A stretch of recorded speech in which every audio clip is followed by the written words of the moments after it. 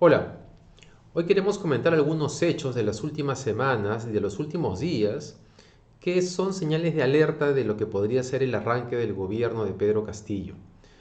Porque la polarización agudizada por el berrinche de Keiko Fujimori y Fuerza Popular están haciendo que algunos pierdan de vista en qué escenario nos metimos en la segunda vuelta con los candidatos Keiko Fujimori y Pedro Castillo. Por un lado están quienes repentinamente ven en la elección de Pedro Castillo solo la reivindicación del Perú olvidado por el Estado durante décadas, pero perdiendo de vista la precariedad y radicalidad con la que Pedro Castillo y Perú Libre han ganado la elección.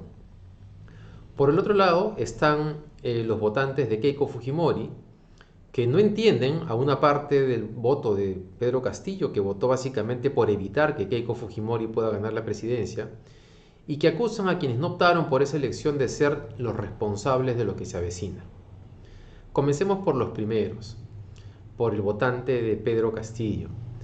La mayor parte de su votante de segunda vuelta, de su votación de segunda vuelta, un 75% aproximadamente, efectivamente lo hizo porque estaba convencido de que Pedro Castillo representaba un cambio.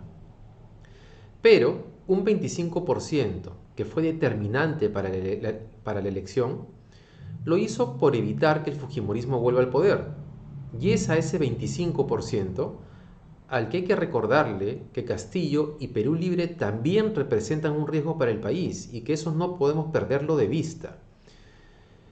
Y que lo que estamos viendo en estas semanas respecto a las pugnas internas para la formación del gabinete, respecto a la ausencia y precariedad de cuadros técnicos, respecto al poder que tiene Perú Libre al interior del gobierno y respecto a que Castillo no tendría tanta muñeca como la que supuestamente traería de su experiencia sindical, son suficientes elementos de alerta y para estar atentos y vigilantes con lo que vaya a suceder. Y al 75% del voto de Castillo que confía en él, porque puede ser una posibilidad de cambio, hay que recordarle que eso solo será posible si además de una nueva visión y de la nueva promesa de cambio, su gobierno tiene capacidad de gestión. Sin capacidad de gestión, lo demás es solamente floro y discurso político. Es decir, hay que entender que el momento de las arengas de campaña tienen que dar paso a propuestas que sean viables políticamente y también técnicamente. Pero por el momento solo seguimos viendo un candidato que aún no se percata de la dimensión del Estado que estará a su cargo en los próximos días. Y a un partido, Perú Libre, que parece creer que gestionar el gobierno nacional es como gestionar un gobierno regional un poquito más grande.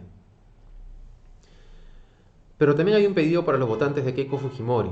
Hay que recordarles que su elección también representaba un gran peligro para el país y que ese gran peligro y riesgo ha quedado en evidencia en las últimas semanas y en los últimos días con el comportamiento una vez más del Fujimorismo.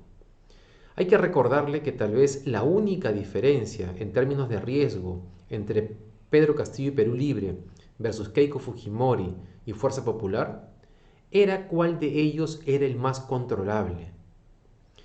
Ahora que el ganador fue Pedro Castillo, la manera más efectiva de que el gobierno, su gobierno, no lleve a un retroceso al país es mantenerse efectivamente en una vigilancia activa y firme, pero que sea democrática. Hacerlo a la mala solo incrementará la polarización y eso incluso puede terminar beneficiando al gobierno de Castillo y de Perú Libre. Y ya ha pasado en otros países donde la radicalización puede terminar derivando en un escenario imprevisible.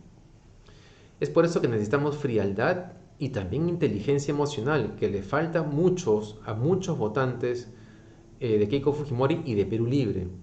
Justamente ese elector radical es el que menor inteligencia emocional muestra. Por eso hay que pedirle a las partes, sectores democráticos de la izquierda y del votante de Keiko Fujimori e incluso de Rafael López Aliaga esa frialdad. Porque seguimos estando en uno de los escenarios de mayor riesgo en el que podríamos habernos metido en la campaña electoral. No nos olvidemos de eso, que es muy importante para tratar de que el país no se desbarranque. Ese fue el comentario de hoy, nos vemos el próximo jueves.